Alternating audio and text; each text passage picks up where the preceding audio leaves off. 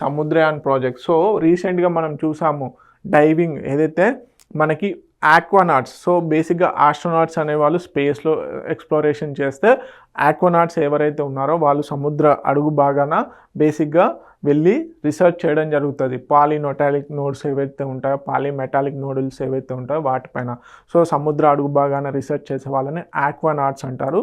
So బేసిక్గా Norway మనకి France సహాయార్థంతో బేసిక్గా ఒక డీప్ డైవ్ అనేది చేయడం జరిగింది ఆర్కిటిక్ రీజియన్లో. ఆర్కిటిక్ దగ్గర 5000 మీటర్స్ డీప్ అనేది బేసిక్గా డెప్త్లోకి వెళ్ళడం జరిగింది. ఇండియాకి సంబంధించినటువంటి ఇద్దరు ఆస్ట్రోనాట్స్ గతంలో 4800 వరకు వెళ్ళడం జరిగింది.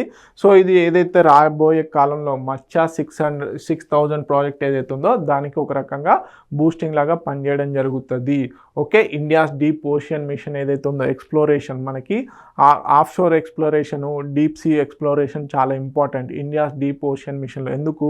బేసిక్గా క్రిటికల్ ఎర్త్ మినరల్స్ ఏవైతే ఉంటాయో అవి క్రూడ్ ఆయిల్ పాయింట్ ఆఫ్ వ్యూలో రీసెర్చ్కి ఈ ఇండియాస్ డీప్ ఓషన్ మిషన్ ఎంతగానో ఉపయోగపడుతుంది. దాంట్లో భాగంగానే ఇస్రో వాళ్ళు మచ్చా 6000 అనేది కూడా బిల్డ్ చేయడం జరుగుతుంది. సో ఈ మచ్చా 6000 ఏదైతే ఉందో దాన్ని ఉపయోగించుకొని సముద్ర అడుగు భాగాన 6000 మీటర్లకు వెళ్ళబోతున్నారు ఇండియన్ ఆక్వానాట్స్. ఓకే, సో ఇప్పుడు ఇండియన్ ఆస్ట్రోనాట్స్ ఈ సముద్రయాన్ మిషన్ ప్రాజెక్టు ద్వారా 5000 మీటర్స్ వరకు ఆర్కిటిక్ ఓషన్ ఏదైతే ఉందో అక్కడ వెళ్ళడం జరిగింది. ఓకే, దానికి సంబంధించిన డీటెయిల్స్ చూద్దాం. Under deep ocean mission okay 2021లో సముద్రయాన్ ప్రాజెక్ట్ అనేది లాంచ్ చేయడం జరిగింది. దీంట్లో భాగంగానే 2 ఇండియన్ ఆక్వానాట్స్ వచ్చేసి ఫ్రెంచ్ సబ్మరైన్ ఏదైతే ఉందో ఫ్రెంచ్ సబ్మరైన్ నాటిల్ ద్వారా బేసిక్గా 5000 మీటర్స్ కిందికి డైవ్ చేయడం జరిగింది. Okay, part of the deep ocean mission. Okay, outlay వచ్చేసి 4077 crores ఫర్ 5 years ప్రాజెక్ట్లో భాగంగా దీన్ని చేయడం జరిగింది. సో బేసిక్గా 6000 మీటర్స్ డెప్త్కి ఇది మనం చేయాలనుకుంటున్నటువంటి మచ్చా 6000 ఏదైతే ఉందో దానికి ఒక రకంగా బూస్టింగ్ లాగా ఉండడం జరుగుతుంది. సో బేసిక్గా సబ్మర్సిబుల్ రోబోటిక్ మైనింగ్ టూల్స్ పైన ఈ డీప్ సీ టెక్నాలజీ అనేది ఉపయోగపడుతుంది.